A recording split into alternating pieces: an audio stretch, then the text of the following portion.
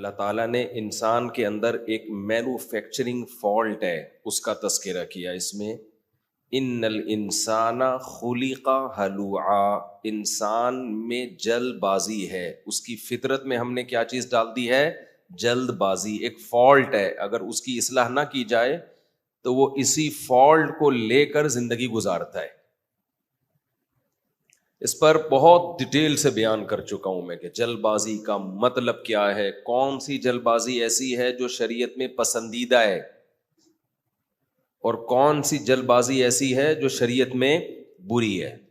ایک جلد بازی وہ ہوتی ہے جو سستی کے مقابلے میں ہوتی ہے، جو چست لوگوں میں ہوتی ہے، وہ یہاں مراد نہیں ہے. ایک جلد بازی وہ ہوتی ہے جو بے صبری کے نتیجے میں ہوتی ہے، جو پوری قوم کا المیہ ہے. فیصلہ کرنے میں جلد بازی، کوئی رائے قائم کرنے میں جلد بازی، کسی کے آنسو دیکھ کر فوراً متاثر ہو جانا، کسی کا غصہ دیکھ کر فوراً متاثر ہو جانا، یہ بہت بڑا مسئلہ ہے. فیس بک، سوشل میڈیا، ٹک ٹاک، کچھ بھی اس پہ پھینک دو جا کے، لوگوں میں اسپیڈ کے ساتھ وہ چیز وائرل ہو جاتی ہے.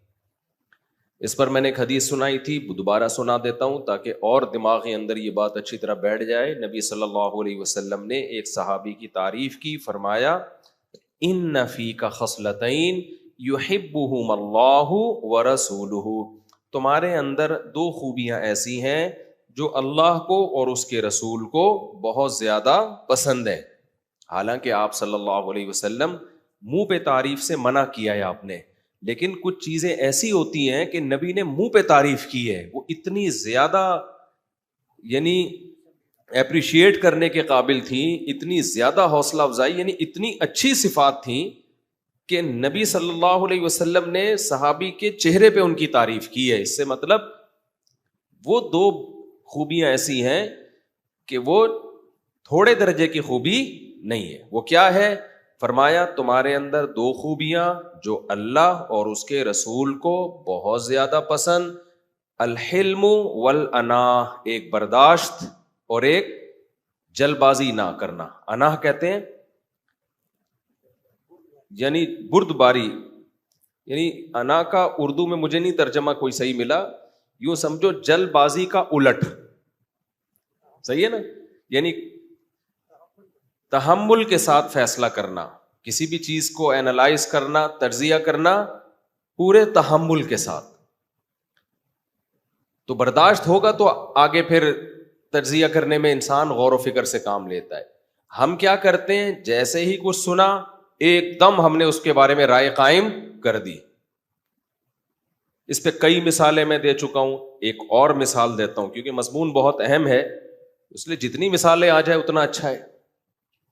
آپ کو پتہ ہے اسلامی تاریخ میں جتنا نیک لوگوں نے اسلامی تاریخ میں نقصان پہنچایا ہے نا، اتنا برے لوگوں نے نہیں پہنچایا. پتہ ہے آپ کو یہ بات، یا میں نے بتائی ہے؟ جتنا اسلامی ہسٹری آپ اٹھا کے دیکھیں، مسلم سوسائٹی کو، اسلامی حکومتوں کو، خلافتوں کو نیک لوگوں نے بیڑا غرق کیا ہے نا، اتنا دوسروں نے بیڑا نہیں غرق کیا. وجہ کیا ہے؟ بے موقع نہیں عن المنکر. سمجھتے ہو؟ مثال کے طور پر آپ نے دیکھا کوئی برائی ہے، واقعی وہ برائی تھی، آپ نے بے موقع اس پہ انگلی اٹھانا شروع کر دی.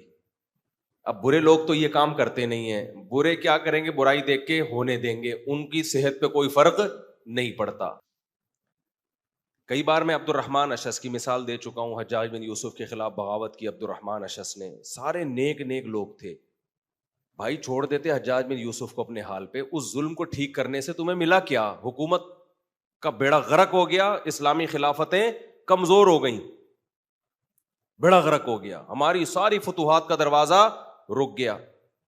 یہ سارے نیک لوگ تھے جو برائی کو دیکھ کے خاموش نہیں رہے، لیکن ٹھیک کرنے کا وہ طریقہ اختیار کیا انہوں نے جس سے حالات سیٹ ہونے کے بجائے اور زیادہ خراب ہو گئے.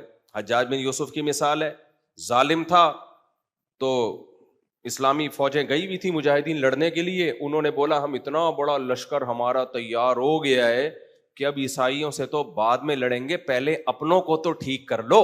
یہ آج کل بڑا نعرہ چل رہا ہوتا ہے نا, ابے دوسروں کو چھوڑو, پہلے ان کو تو ان کو ٹھیک کرنے میں. وہ کیا ہوا, عبد الرحمن اشر نے اتنے بڑے بڑے بعض صحابہ بھی تھے اس میں, تابعین بھی تھے, محدثین بھی تھے, وہ سارا لشکر لے کر خود اپنی ہی حکومت پہ حملہ کر دیا. جب حملہ کیا ہے تو حملہ ناکام ہونا تھا, کیونکہ حکومت کے پاس جو طاقت اور قوت ہوتی ہے وہ وسائل بہت زیادہ ہوتے ہیں. تو نتیجہ کیا نکلا, جو اسلامی فتوحات کا ایک بہت بڑا سلسلہ تھا اس کو بہت بڑا دھچکا لگ گیا. سمجھتے ہو کہ نہیں سمجھتے؟ لیکن نہی عن المنکر کا جذبہ مسلمانوں میں ختم نہیں ہوا کہ ہم نے برائی کو جڑ سے ختم کرنا ہے, ایسی کی تیسی کرنی ہے برائی کی. کچھ وقت تو صحیح ہو گیا کہ یار یہ اب نہیں کرنا یہ کام, ظالم ہے اپنی ذات سے ہوگا بھائی, مسلمانوں کو تو فائدہ ہو رہا ہے نا. بہت سے علماء نے فتویٰ دیا بغاوت حرام, لیکن کیا ہوا, بنو امیہ کے کچھ مظالم تھے, اچھے کام بھی کیے بنو امیہ نے, کچھ برے کام بھی کیے. ہر حکومت میں ہوتے ہیں, اچھے بھی ہوتے ہیں اور برے بھی ہوتے ہیں. کیا ہوا, بنو امیہ کی مضبوط خلافت تھی تو بنو عباس اس کے خلاف اٹھتے رہتے تھے کہ نہیں جی اس دور میں یہ غلط یہ غلط یہ غلط. حالانکہ اس بارے میں نبی صلی اللہ علیہ وسلم کی احادیث ہمارے سامنے تھیں کہ بھائی وَإِن ضَرَبُوا ظَهْرَكَ, ظالم حاکم کا پرسنل جو اپنا عمل ہے اس کو نہیں دیکھا جائے گا کبھی بھی, وہ کس پہ چھوڑ دو, اللہ پہ.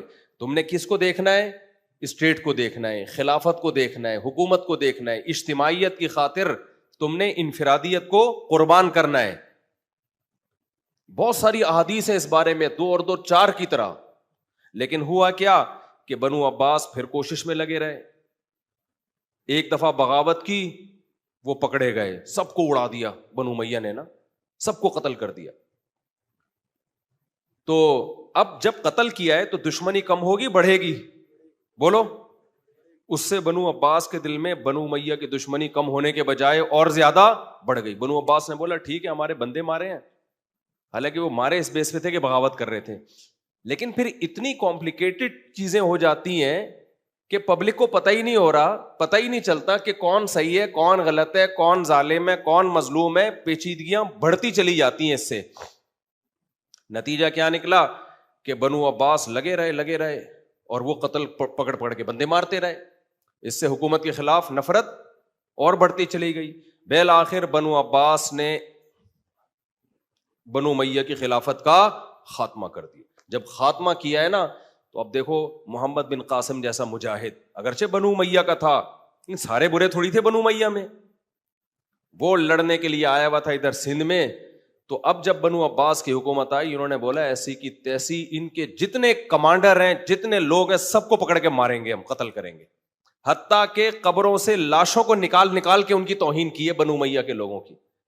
لیکن اس سے اسلام کو کیا فائدہ ہوا؟ کخ بھی فائدہ نہیں ہوا. محمد بن قاسم کو قتل کر دیا جو اسلامی ہیرو تھا, بدنامی الگ ہوئی. اور بنو امیہ بھی بہرحال حکومت میں تو رہے تھے نا, انہوں نے جا کے فرار اختیار کی اور ایک الگ اسٹیٹ قائم کر دی. اور یہ پہلی دراڑ تھی کہ مسلمان خلافتیں 2 حصوں میں ڈیوائڈ ہو. سمجھتے ہو بات کو کہ نہیں سمجھتے ہو؟ یہ ساری ٹیکنیکل فالٹ جو ہو رہے تھے نا, یہ الحلم والاناہ کی کمی کی وجہ سے ہو رہے تھے, بردباری اور میچورٹی کی کمی کی وجہ سے. کہ آپ غلط کو ٹھیک کرنے چلے ہو, کیا آپ کے اندر طاقت ہے؟ کیا اس ٹھیک کرنے کے سائڈ ایفیکٹ برداشت کر لو گے آپ؟ سمجھ میں نہیں آ رہی بات؟ ہم بھی ایسے ہی ہیں, ہم میں سے کوئی بھی اسٹیٹ کے ساتھ مخلص نہیں ہے. آج بھی یہی حالات ہیں, اسٹیٹ کی ایسی کی تیسی ہو جائے بھائی, اپنی ٹھڑک پوری کرنی ہے. تو آگے جلدی سے میں اس کو سمیٹتا ہوں موضوع کو. تو آگے کیا ہوا, وہ جو خلافت 2 حصوں میں ڈیوائڈ ہوئی, ٹھیک ہے نا, خلافت کی ایسی کی کیا ہو گئی, بولو, تیسی ہو گئی. نبی صلی اللہ علیہ وسلم نے فرمایا ایک دفعہ جب امت میں تلوار چلے گی نا تو قیامت تک چلتی رہے گی. تو اس وقت سے لڑتے, ایک پتہ نہیں ذہن میں مثال آئی تھی, وہ دماغ سے ہی نکل گئی. پھر آگے چلتے چلتے چلتے یہی ہوتا رہا. اسلامی تاریخ اٹھائے نا, جب کوئی بڑا لشکر تیار ہو گیا تو اس لشکر نے کیا کیا, آگے بڑھنے کے بجائے الٹا اپنے لوگوں کو ہی ٹھیک کرنے میں بیڑا ہی غرق کر دیا اس نے. اور ان کے ساتھ سارے نیک لوگ ہی ہوتے تھے. یہی بات آج پاکستان میں بھی چل رہی ہے. نظام کی تبدیلی کے عنوان سے لوگوں کو باغی بنایا جا رہا ہے. میرا بھی یونیورسٹیوں میں دورہ ہوا, پشاور کی 3 یونیورسٹیوں میں اور ایبٹ آباد میں. اسلامک اسکالر کیا کر رہے ہیں آ کے, ان کے پاس تبدیلی کا کوئی سوٹیبل پیکج نہیں ہے, سوائے اس کے کہ آپ کو اسٹیٹ سے نفرت, یعنی ملک کے جھنڈے سے نفرت, ملک کے نام سے نفرت, ہر وقت نیگیٹو پہلو نا ملک کا, یوں ایسا ہے. یہ سارے کام لیبیا اور دوسرے کنٹریز میں ہو چکے ہیں. بالکل یہی اسٹائل تھا, ہوتے ہوتے چاہے اس کا ذمہ دار کوئی بھی ہو, رزلٹ کس کے خلاف نکلے گا؟ رزلٹ تو ہم ملک کا بیڑا غرق ہوگا. لیبیا میں جب لیبیا کے خلاف بغاوت ہوئی ہے نا, جب وہاں کے جنرل قذافی کے خلاف, تو اس وقت سب لوگ قذافی کے خلاف بول رہے تھے. یہاں بھی لوگ کہہ رہے تھے یہی ہونا چاہیے اس کمبخت کے ساتھ, یہی ہونا چاہیے, شراب پیتا ہے, یہ کرتا ہے, وہ کرتا ہے, بالکل ٹھیک ہو رہا ہے. لوگوں کو پتا نہیں تھا جب ہو جائے گا نا تو پھر بیٹھ کے رو گے. ہو گیا, ایک بہت خوبصورت عدل والی ایک ریاست قائم ہو گئی. لیبیا کے سارے وسائل پہ قبضہ کس کا ہو گیا؟ اور غربت اور مہنگائی کم ہونے کے بجائے بڑھنا شروع ہو گئی. ابے برداشت کر لیتے اس کمبخت کو, قذافی کو, شراب پیتا تھا, ذاتی عمل تھا نا اس کا, ٹھیک ہے نا, کیا کر آپ کا کیا کر رہا ہے وہ؟ تو پبلک پاگل ہوتی ہے, سمجھ رہے ہو؟ میجورٹی کیا ہوتی ہے, ان میں میچورٹی نہیں ہوتی ہے. ہمارے ہر فیصلے ایسے ہی ہیں. تو ایک بہتر مثال آئی تھی, کھوپڑی سے ہی نکل گئی یار, اتنی بہترین مثال آئی تھی ابھی. تو چلو یہ ہم آگے چلتے ہیں. خلافت عثمانیہ میں بھی ایسا ہی ہوا, اور خلافت عثمانیہ کے جو سقوط کے بہت سارے اسباب تھے نا, اس میں ایک جرمنی کا ساتھ دینا بھی تھا. دیکھو امریکہ پتہ ہے کیوں کامیاب ہے؟ کھوپڑی بہت زیادہ استعمال کرتا ہے. حالانکہ اتنی پاور ہے امریکہ کے پاس کہ وہ بغیر کھوپڑی استعمال کیے بھی بہت عرصے جی سکتا ہے, کیونکہ پاور جب ہوتی ہے نا تو طاقت آپ کو سروائیو کرواتی ہے. پھر بھی وہ کھوپڑی استعمال کرتے ہیں بہت زیادہ. امریکہ نے جب افغانستان میں حملہ کرنا تھا, اکیلا بھی حملہ کر لیتا, اتنی پاور تھی کہ وہ تہس نہس کر سکتا تھا. اس نے کہا نہیں, جو کام 40-42 ملک مل کے کر سکتے ہیں, میں اکیلا اپنی فوجیں کیوں لے کر آؤں؟ وہ الگ بات ہے کہ وہاں سے مار کھا کے ہی گیا ہے, لیکن ان کی پالیسی, ان کے مشورے اتنے ہوتے ہیں کہ بھائی میں اکیلا کیوں گھسوں اس جنگ میں پہلے دنیا کو بتاؤں کہ میری اکیلے کی جنگ نہیں ہے, یہ پوری دنیا کو ان لوگوں سے خطرہ ہے, یہاں ان کے ٹھکانے ہیں, پھر دوبارہ ورلڈ ٹریڈ سینٹر پہ حملہ ہو سکتا ہے. اتنے مہینوں ان کی کانفرنسیں چلی ہیں. ابے تو اتنا پاورفل ہے, تیرے لیے تو 2 منٹ کا مسئلہ ہے. اس نے کہا بھائی جو کام تمیز سے ہو سکتا ہے اور کم سے کم نقصان پہنچا کے ہو سکتا ہے, اس میں اپنی فوجوں کو کیوں چوکوں؟ سمجھ میں آ رہی ہے بات کہ نہیں آ رہی؟ تو ان لوگوں کی کامیابی کا ایک بہت بڑا راز پتہ ہے کیا ہے؟ ان لوگوں میں جذباتی پن بالکل بھی بولو نہیں ہے. ہمارے اندر ایک دم, یہ اسکالرز دیکھ لو کیا کر رہے ہیں, یوں پلٹ دو, یوں الٹ دو, یوں کھڑک دو, پڑک دو, اس سے مخالفت کر کر کے. اچھا دیکھ بھی نہ رہے ہیں جن لوگوں نے تحریکیں چلائی ہیں ماضی میں, ایک تحریک بھی کامیاب نہیں ہوئی ہے. آپ کو ایسے اسکالر ملیں گے ماضی میں یوں کرتے ہیں, یہ مولوی لوگ طلاق کے مسائل بتا رہے ہیں بیٹھ کے, انقلاب کی بات تو کرتے ہی نہیں ہے. تو جو بات کر رہے ہیں وہ بھی صرف بات ہی کر رہے ہیں. تو ہماری قوم کا ایک بہت بڑا المیہ ہے. میں ایک حدیث سنا کے بس پھر آگے چلتا ہوں. دیکھو نبی صلی اللہ علیہ وسلم نے, صحیح بخاری کی حدیث ہے, آج ہی ہم نے جامعۃ الرشید میں حدیث پڑھائی. آپ صلی اللہ علیہ وسلم نے حضرت عائشہ کو فرمایا لولا حدثان قومک بالاسلام, اگر تمہاری قوم ابھی نئی نئی مسلمان نہ ہوئی ہوتی تو میں بیت اللہ کی دیواروں کو کھینچ کے حتیم تک لے جاتا, کیونکہ ابراہیم علیہ السلام نے جو بیت اللہ بنایا تھا وہ کہاں تک تھا؟ حتیم تک تھا. حتیم سمجھتے ہیں؟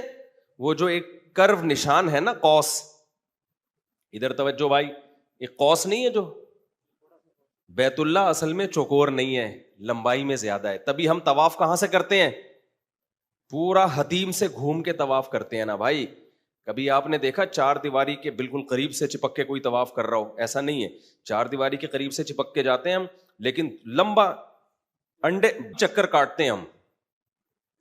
وجہ کیا ہے؟ بیت اللہ وہاں تک ہے. حتیم بھی, تبھی لوگ حتیم کے اندر نماز کی کوشش کرتے ہیں نا. کیا خیال ہے کیوں کرتے ہیں؟ اس لیے کہ وہ بیت اللہ کے اندر کا حصہ ہے. بھائی جب اندر کا حصہ ہے بیت اللہ کے تو نبی صلی اللہ علیہ وسلم نے وہاں تک دیواریں کیوں نہیں بنا دی؟ سوال پیدا ہوتا ہے کہ نہیں ہوتا؟ بھائی وہاں تک دیوار بنا دیتے نا آپ صلی اللہ علیہ وسلم. صحیح بخاری کی حدیث، نبی صلی اللہ علیہ وسلم نے حضرت عائشہ سے فرمایا کہ ابراہیم علیہ السلام نے جو بیت اللہ بنایا تھا، حتیم اس بیت اللہ کے اندر داخل تھا. 4 دیواری کہاں تک تھی؟ یہاں تک تھی. ہوا پتہ ہے کیا ہے؟ عربوں نے، جو مشرکین مکہ تھے، انہوں نے جب بیت اللہ کی دوبارہ سے تعمیر کی ہے تو ان کے پاس حلال آمدن کم پڑ گئی تھی، تو یہاں تک بنا دیا انہوں نے جہاں تک اب بنا ہوا ہے. آگے انہوں نے کہا کہ ہمارے پاس حلال پیسے نہیں ہیں، سارے جوئے کے اور سٹے کے اور طوائفوں کے کچھ پیسے ان کے پاس تھے. انہوں نے کہا یہ ناپاک پیسہ ہم بیت اللہ کی تعمیر پہ نہیں لگائیں گے، فی الحال اس کو یہیں تک چھوڑ دو، جب حلال پیسوں کا انتظام ہوگا تو اس تعمیر کو ہم کہاں کر دیں گے؟ آگے. اب اس پر طویل عرصہ گزر گیا، جو نئی نسل جو آئی نا وہ یہ سمجھنے لگی کہ یہیں تک ہے. توجہ ہے نا آپ لوگوں کی؟ نئی نسل کیا سمجھنے لگی؟ یہاں تک ہے، اس سے آگے نہیں ہے. طواف تو ہوتا رہا دور تک، کیونکہ باپ دادا تو یہی سکھا کے گئے تھے نا، ابھی یہاں سے گھومنا ہے. لیکن نئی نسل سمجھنے لگی کہ دیواریں یہیں تک ہیں. جب اسلام کو غلبہ مل گیا، مکہ فتح ہو گیا، آپ صلی اللہ علیہ وسلم کو مکمل کنٹرول ہو گیا، تو آپ نے امی عائشہ سے فرمایا کہ میں چاہتا ہوں کہ بیت اللہ کی دیواروں کو وہاں تک لے جاؤں جہاں تک ابراہیم علیہ السلام نے کھڑا کیا تھا، لیکن مجھے ڈر یہ ہے کہ بہت سے لوگ، عرب کے فتح مکہ کے بعد بہت سارے قبائل مسلمان ہوئے ہیں، ان کو یہ بات سمجھانا مشکل ہو جائے گا. وہ یہ کہیں گے کہ لو بھائی انہوں نے ابراہیم علیہ السلام والا قبلہ ہی تبدیل کر دیا، کیونکہ ہر ایک کو یہ بات معلوم نہیں ہے. سمجھتے ہو کہ نہیں سمجھتے ہو؟ ہر شخص کو یہ بات سمجھانا ہمارے لیے ممکن نہیں ہے. ان کے دل میں اسلام کے بارے میں شک پیدا ہو جائے گا کہ لو بھائی جو قبلہ ابراہیم علیہ السلام کا تھا انہوں نے تو اس کی دیواریں بڑھا کے قبلہ ہی تبدیل کر دیا ہے، تو یہ تو سچے نبی ہو ہی نہیں سکتے. ان کے دل میں شک پیدا ہو جائے گا اور ایک فتنہ پیدا ہو جائے گا. لہذا چاہت کے باوجود بھی ہمارے نبی نے یہ کام بولو نہیں کیا. یہ میچورٹی آج کل دینداروں میں شارٹ، جو دماغ میں کھوپڑی میں خیال آتا ہے نا بس فوراً کیا ہو جائے؟ پورا ہو جائے. جب یہ ہے تو یہی ہونا چاہیے. ایسے کہ امام کو بالکل ٹھیک کر دو، تیر کی طرح سیدھا کر دو. لوگ مجھے آ کے بول رہے ہوتے ہیں یہ کر دو وہ کر دو، میں کہتا ہوں بھائی میں نہیں کر سکتا یہ کام، اس کے سائڈ افیکٹ اتنے ہیں کہ میں یہی کروں گا دنیا میں، اس کے علاوہ کسی اور کام کا رہوں گا نہیں. نہیں، چپ کیوں بیٹھے ہو، بولو بولو بولو. تو آپ نے صرف اصلاح نہیں کرنی، ہمارے نبی نے چھوڑ دیا اس کو اسی طرح، کوئی بات نہیں بھائی، طواف تو پورا ہی ہو رہا ہے نا، گول چکر. اب ایک نئی جنگ چھڑ جائے گی، ایک نیا فتنہ کھڑا ہو جائے گا، تو بیت اللہ کی 4 دیواری بڑھانے سے زیادہ کیا ضروری ہے؟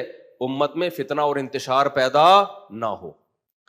تو اس نے کہا کہ بھائی جب نبی کی حدیث ہے تو ہم حدیث پر عمل کریں گے، ہم اس کو بڑھا دیں گے. ٹھیک ہے نا. کوئی خلیفہ آیا، وہ نام اس کا ذہن سے نکل گیا، اس نے بڑھا دی کہ یہاں تک ہوگا. جب حدیث موجود ہے، اب اسلام کو غلبہ ہے تو ہمارے پاس صحیح حدیث موجود ہے، جو حدیث میں آیا ہم وہی کریں گے. جب بڑھایا تو لوگوں میں فتنہ کھڑا ہو گیا. لوگوں نے بولا جو کام نبی نے نہیں کیا تم نے کیسے کر دیا. وہ حدیثیں پیش کر رہے تھے حضرت عائشہ سے، وہی جو بخاری والی حدیث، حضرت عائشہ کی حدیث ہے، اصل میں تو یہاں تک ہے، یہاں تک نہیں ہے. تو لوگوں میں پھڈا پیدا ہو گیا. تو ایک نیا خلیفہ آیا، اس نے گرا کے واپس پرانا پہ لے آیا. امام مالک نے فتویٰ دیا اس میں تبدیلی جائز نہیں ہے، چاہے حدیث موجود ہے پھر بھی حرام ہے. وجہ اس کی ہے کہ کھلواڑ بنا دو گے تم بیت اللہ کو. اگر امام مالک یہ فتویٰ نہ دیتے، اب یہی ہوتا، کوئی نئی گورنمنٹ آتی، یہاں تک اگلے سال ہم حج کے لیے جاتے تو یہاں تک دیواریں ہیں، اور اس کے اگلے سال حج کے لیے جاتے وہ دیواریں کیا ہوتی؟ چھوٹی. امت میں اس کے علاوہ اور کوئی کام نہ ہوتا. اب آپ کہہ سکتے ہو کہ اس میں مصلحت کیا تھی؟ بھائی بیت اللہ کی 4 دیواری نبی بڑھا دیتے تھوڑا سا فتنہ ہوتا نا. اصل میں مصلحت یہ تھی اس طرز عمل میں کہ بیت اللہ کی دیواروں کو بڑھانے کا عمل بھی روکا جا سکتا ہے امت کو اختلاف اور انتشار سے بچانے کے لیے. تو اللہ کی نظر میں، اسلام کی نظر میں سب سے زیادہ ویلیو اس کی ہے کہ امت آپس میں متحد رہے، پھڈے بازیاں نہ کرے. سمجھتے ہو کہ نہیں سمجھتے ہو؟ تو ہمارے نبی کی طبیعت میں حلم اور انا، بردباری بھی تھی اور جلد بازی کے فیصلے بھی نہیں تھے. اگر ہوتے اسی وقت سے تلواریں چلنا شروع ہو جاتی. صلح حدیبیہ میں بھی ایسا ہی ہے. صلح حدیبیہ میں آپ صلی اللہ علیہ وسلم نے ساری شرطیں غیر مسلموں کی مانی ہیں. کچھ شرطیں اس میں آپ کے اگینسٹ جا رہی ہیں. ابو جندل رضی اللہ تعالی عنہ کو پکڑ کے مشرکین کے حوالے کیا جا رہا ہے, اپنے آدمی کو پکڑ کے ان کے حوالے. ایگریمنٹ ایسا تھا. کیا آج دینداروں میں ایسا حوصلہ ہے کوئی اس طرح کا ایگریمنٹ کر لیں؟ کہ نبی نے کیوں کیا؟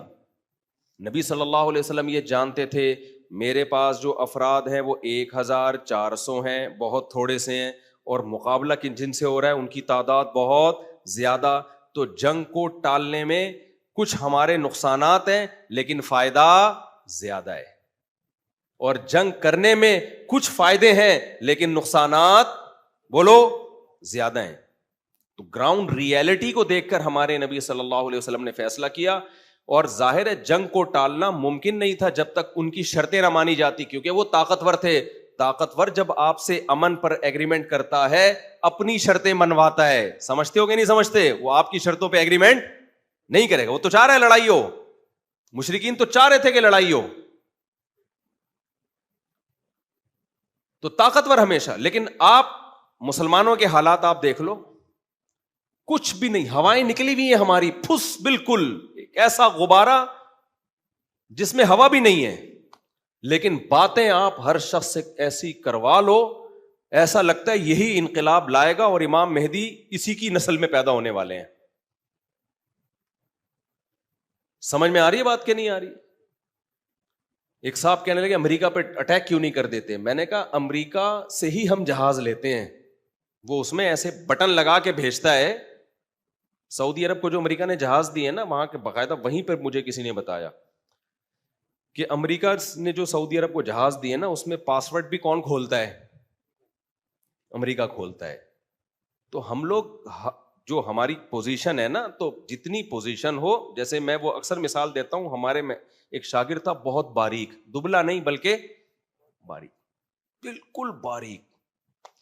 جب میں 4 شادیوں کی بات کرتا ایک دم جوش میں آتا نا, اچھلتا. دبلے لوگ ایکٹیو بہت ہوتے ہیں, ایک دم اچھلتا. میں کہتا ریلیکس, میرا اسٹائل یہ تھا. میں کہتا تھا ریلیکس, گر جائے گا.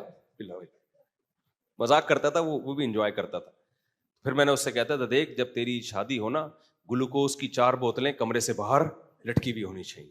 ایسا نہ ہو کیس میرے اوپر بنے کہ اس کے مشورے پر شادی کی. تو یہ میچورٹی ہم لوگوں میں بولو ختم ہو رہی. بے موقع تبلیغ, بے موقع بات کو تھوپنا, جذباتی باتیں کرنا. اور جب مذہبی اسکالرز میں یہ چیزیں آنا شروع ہو جائیں نا تو معاملات بہت, کیونکہ لوگ پھر مذہب کی بات کو تو ویلیو دیتے ہیں, اس کو ثواب سمجھ کے کر رہے ہوتے ہیں. تو مذہب میں دیکھو نبی صلی اللہ علیہ وسلم کی سیرت میں ہمیں کیا ملتا ہے؟ جنگ بھی ملتی ہے, صلح بھی ملتی ہے.